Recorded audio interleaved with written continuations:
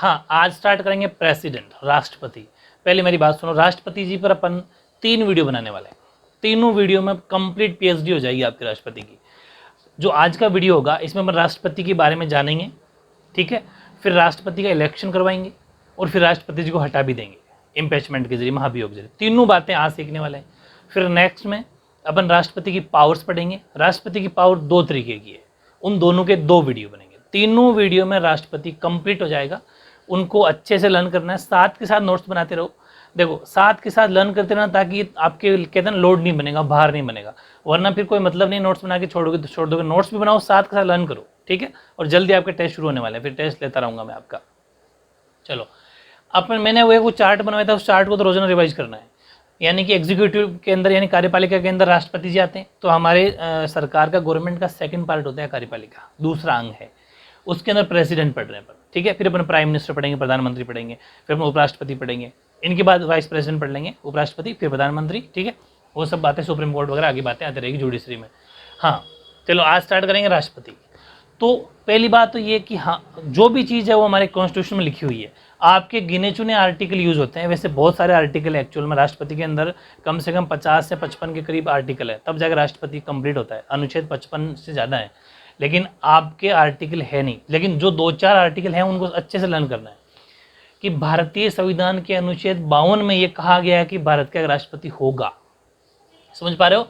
यानी कि there is a provision in that article 52 of Indian constitution that there will be a president of India. ये जरूरी लिखना है कि भारत का राष्ट्रपति होगा। ये किसने कहा? ये हमारे आर्टिकल 52 ने कहा, ठीक है। सेकंड पॉइंट 53 अनुच्छेद 53 के अनुसार संघ की कार्यपालिका, जो मैंने जो चार्ट बनवाया था, वो संघ की कार्यपालिका शक्ति राष्ट्रपति में निहित होगी। मतलब उनमें जितने भी लोग आते हैं, सामान लो, उन सब में राष्ट्रपति सबसे बड़े होंगे। इनके अंदर पूरी पावर राष्ट्रपति के पास होगी तथा वह इसका प्रयोग संविधान के अनुसार स्वयं या फिर अधीनस्थ पदाधिकारियों द्वारा करेगा। मतलब इसका वह यूज या तो खुद करेगा अकॉर्डिंग टू कॉन्स्टिट्यूशन, या फिर अपने जो भी नीचे अधीनस्थ कर्मचारी हैं, जो भी पदाधिकारी हैं, उनसे करवाएगा। समझ पा रहे हो?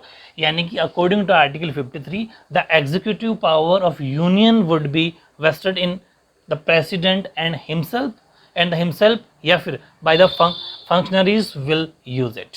या तो खुद करेगा या फिर अपने जो भी नीचे पदाधिकारी है उनसे करवाएगा, लेकिन अकॉर्डिंग टू कॉन्स्टिट्यूशन। ये बात लिखना मत भूल जाना, संविधान के नियमों का पालन करते हुए, ठीक है। ओके, तीसरी बात है, अच्छा लिख क्या रहे हैं, राष्ट्रपति जी की खास बातें अभी। मतलब राष्ट्रपति के अंदर आपको जानना है, 1 मार्क्स का क्वेश्चन आ सकता है, 1 मार्क्स का क्वेश्चन आ सकता है कि अनुच्छेद 53 क्या है ना, व्हाट इज आर्टिकल 53, या फिर आर्टिकल 53 में क्या कहा गया है राष्ट्रपति के बारे में, या फिर कौन सा आर्टिकल ये कहता है कि भारत का राष्ट्रपति होगा। ये बहुत सारे क्वेश्चन बन सकते हैं। भारतीय संघ की कार्यपालिका के प्रधान को राष्ट्रपति कहा गया है। ये पॉइंट वैसे से मिलता जुलता ही, लेकिन अलग से आए तो भारतीय संघ की जो इंडियन यूनियन होती है, the head of executive in Indian union is known as the president. उसी को हम भारत का राष्ट्रपति कहते हैं। एक बात और, हम कोई भी चीज़ पढ़ते हैं, ठीक है, जैसे अपने पार्लियामेंट पढ़ी, जैसे अपन लोकसभा पढ़ी, अपने राज्यसभा पढ़ी, तीनों के अपन ने उनके क्वालिफिकेशंस पढ़ी थी राज्य उनकी, कि वो कोई बंदा अगर राष्ट्रपति इलेक्शन लड़ना चाहता है या चुनाव में आना चाहता है, इलेक्शन जीतना चाहता है, तो उसको क्या क्वालिफिकेशन होनी चाहिए। तो राष्ट्रपति पद की भी क्या योग्यताएं होनी चाहिए। पहली बात कॉमन है, वह भारत का नागरिक होना चाहिए। ओके, वह 35 वर्ष, इसमें एज बढ़ गई है। लोकसभा में कितनी थी? 25, राज्यसभा में कितनी थी? 30, इसमें कितनी है? 35। हर 5-5 साल बढ़ रही है। समझ पा रहे हो? तो वह 35 वर्ष की आयु कंप्लीट कर चुका हो। पहला, he must be a citizen of India, he has completed 35 years of age. Third, वह लोकसभा का सदस्य निर्वाचित होने की योग्यता रखता हो। मतलब लोकसभा का मेंबर अगर इसको चुनना है ना, तो इसका मतलब यह हुआ कि लोकसभा के सदस्य को, यानी कि जो मेंबर ऑफ लोकसभा है, उसकी जितनी भी योग्यताएं वो सारी इसके पास भी होनी चाहिए, ठीक है। यानी कि वह लोकसभा का सदस्य निर्वाचित होने की योग्यता रखता हो। इसका मतलब जो लोकसभा के बंदे के पास जितनी क्वालिफिकेशंस थी, जितनी योग्यताएं थी, वो इसके पास भी होनी चाहिए। लेकिन आपको वो नहीं लिखनी, ये पॉइंट लिख के आना, ये वेरी इंपॉर्टेंट पॉइंट है। चौथा, लाभ के पद पर, यानी कि राज्य सरकार या भारत सरकार किसी भी गवर्नमेंट लाभ का पद में बता दिया, तो उस दिन कोई सरकारी नौकरी पे या फिर कोई लाभ के पद पर वो निर्वाचित या पद धारण ना किया हुआ हो, यानी कि he hold the qualification become a member of Lok Sabha. चौथा, he should not hold any office of profit under the government of India या फिर स्टेट गवर्नमेंट। ये वही है जो लोकसभा का मेंबर है। ये चौथा पॉइंट है ना, वो लोकसभा राज्यसभा में जो लिखा है तो वही पॉइंट है। एक नोट और लिखा है मैंने, ये नोट भी आप अलग से लर्न कर लेना। हालांकि मैं बता चुका उस चार्ट के अंदर आपको कि राष्ट्रपति, भारतीय संसद या फिर राज्य का विधानमंडल, मतलब जो राष्ट्रपति होता है वो इंडियन पार्लियामेंट यानी कि भारतीय संसद या फिर राज्य का विधानमंडल, उनके किसी भी सदन का सदस्य नहीं होगा। मैंने कहा था कि भारतीय जो राष्ट्रपति होता है वो पार्लियामेंट का पार्ट है, अंग है, लेकिन सदस्य नहीं है, मेंबर नहीं है। कहा था ना, वेरी गुड, वही बात है कि द प्रेसिडेंट ऑफ इंडिया वो be a member of parliament of India या फिर any state legislative assembly, assembly है भाई, तो एडजस्ट कर लेना है ना, असेंबली, उसका पार्ट नहीं होगा। कौन? प्रेसिडेंट, राष्ट्रपति। ठीक है, ये बातें तो राष्ट्रपति जी के बारे में थी। अब अपन पढ़ते हैं राष्ट्रपति जी का निर्वाचन, इलेक्शन, बहुत इंपॉर्टेंट। हाँ, तो हेडिंग लगाओ इलेक्शन ऑफ द प्रेसिडेंट, यानी कि राष्ट्रपति का चुनाव या निर्वाचन। देखो, राष्ट्रपति का निर्वाचन नॉर्मल निर्वाचन नहीं होता, इनका निर्वाचन करने का सिस्टम अलग है, लेकिन मैं इतना परफेक्ट समझाऊंगा, गारंटी आपको समझ में आ जाएगा, अच्छे समझना। और बहुत ही बढ़िया तरीका है, नोट्स साथ बनाओ। ऐसे नोट्स इस तरीके से लैंग्वेज डिट्टो एग्जाम में कहीं नहीं मिलना, बहुत मेहनत है इसके अंदर, दोनों लैंग्वेज के अंदर समझा रहा हूँ आपको। ठीक है, बहुत बेनिफिट है आपके फ्यूचर में। पहला पॉइंट है कि राष्ट्रपति के चुनाव के लिए अप्रत्यक्ष निर्वाचन की पद्धति को अपनाया गया है, बताऊंगा, इसीलिए मैंने उसको अंडरलाइन किया है। और ये चुनाव एकल संक्रमणीय मत पद्धति के आधार पर होता है। बहुत इंपॉर्टेंट बात है कि राष्ट्रपति के चुनाव के लिए अप्रत्यक्ष यानी कि indirect election has been adopted for the presidents, सबके बारे में पढ़ने वाले हैं। और ये चुनाव एकल संक्रमणीय मत पद्धति के आधार पर होता है, यानी कि and his election is held on the basis of single transferable vote method.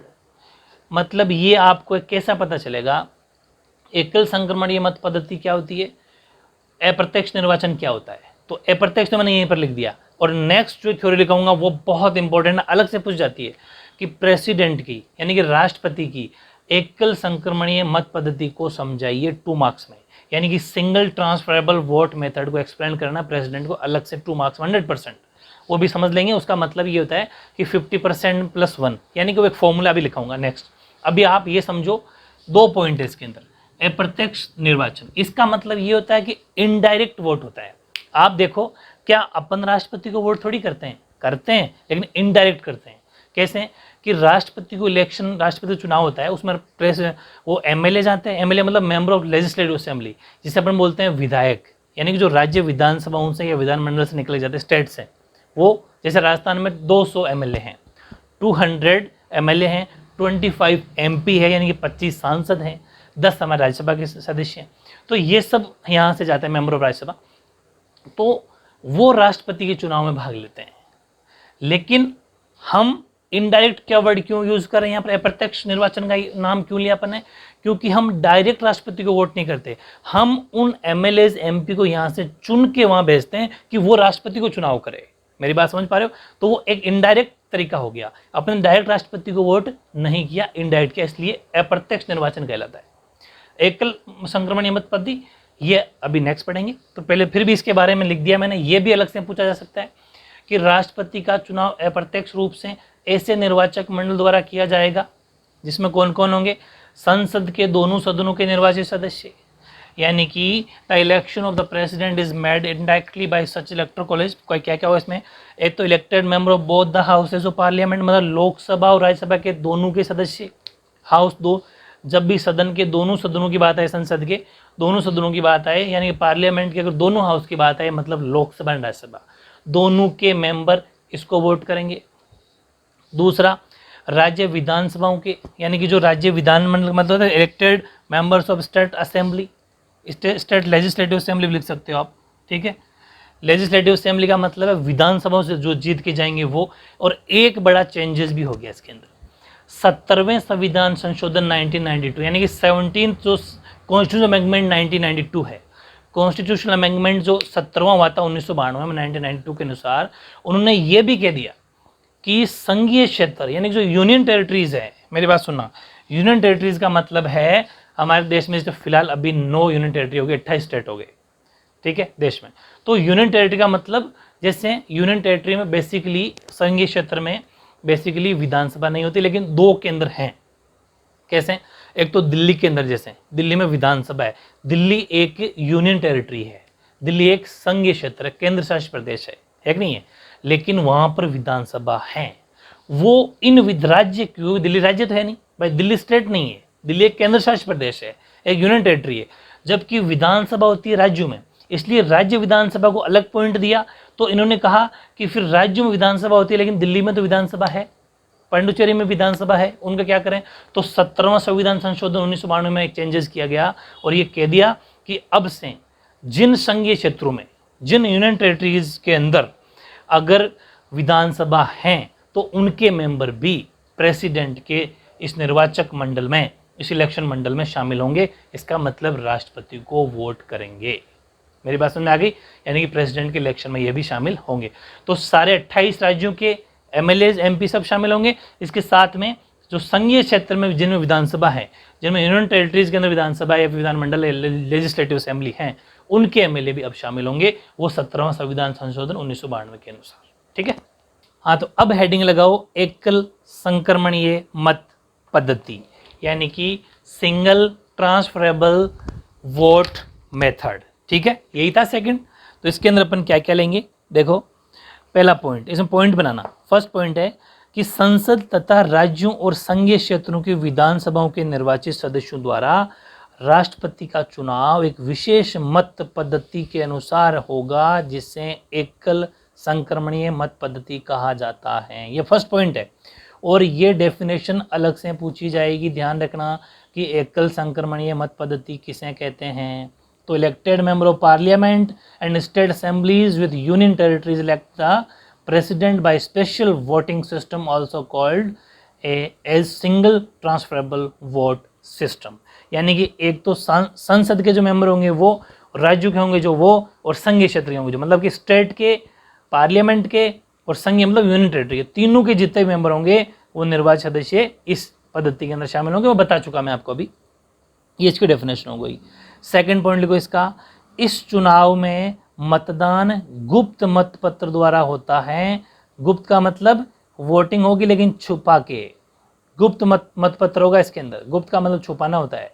ठीक है, यानी कि जो पोलिंग होगा, polling in the election is held by the secret ballot and it is necessary for the candidate to get a minimum quota of vote for success in the election. यानी कि इस चुनाव में मतदान गुप्त मतपत्र द्वारा होगा और चुनाव में जो सफलता प्राप्त करेगा, यानी कि जो कैंडिडेट जीतेगा, इलेक्शन में सक्सेस होगा, वो उस उम्मीदवार को न्यूनतम कोटा प्राप्त करना आवश्यक है। ऐसा नहीं है, अभी बताऊंगा भी न्यूनतम कोटा क्या होता है। ठीक है, न्यूनतम कोटा प्राप्त करना आवश्यक है। इसके लिए एक फॉर्मूला है, अब समझाता हूं मैं आपको। हाँ, तो न्यूनतम कोटा का फॉर्मूला लिखो, यानी कि मिनिमम कोटा। वेरी इंपॉर्टेंट है, अभी समझाता हूँ, बहुत कॉम्प्लिकेटेड है लेकिन इतना इजी तरीके से बताऊंगा, ध्यान से समझना है ना, बहुत इजी तरीका है कि जितने वैलिड वोट पड़े, यानी कि दिए गए वैध मत, वैध का मतलब जो कुछ वोट ऐसे होते हैं जो खारिज हो जाते हैं। ठीक है, तो वैध मत ही होने चाहिए, दिए गए वैध मतों की संख्या बटे 2 + 1, यानी कि valid votes polled upon 2। Suppose example लेता हूं मैं कि सपोज 3 जने खड़े हुए राष्ट्रपति चुनाव में, समझ पा रहे हो?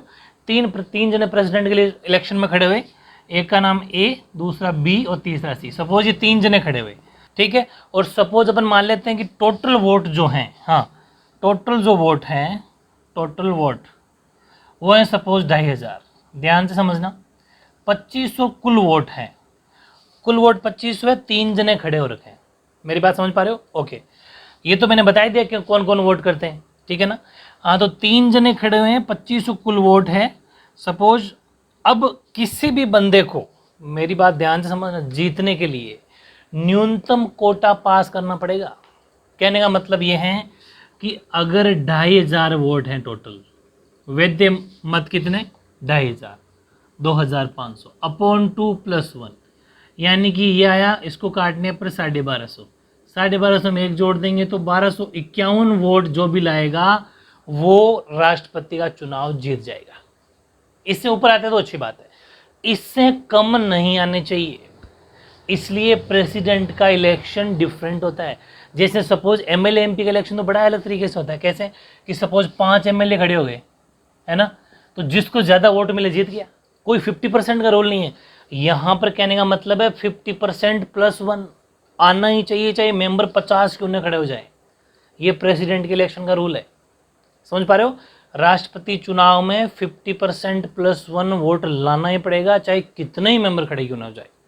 लेकिन एमएलए एमपी उन सब में ऐसा नहीं है, इसलिए इसकी जो इलेक्शन की सिस्टम है वो अलग है।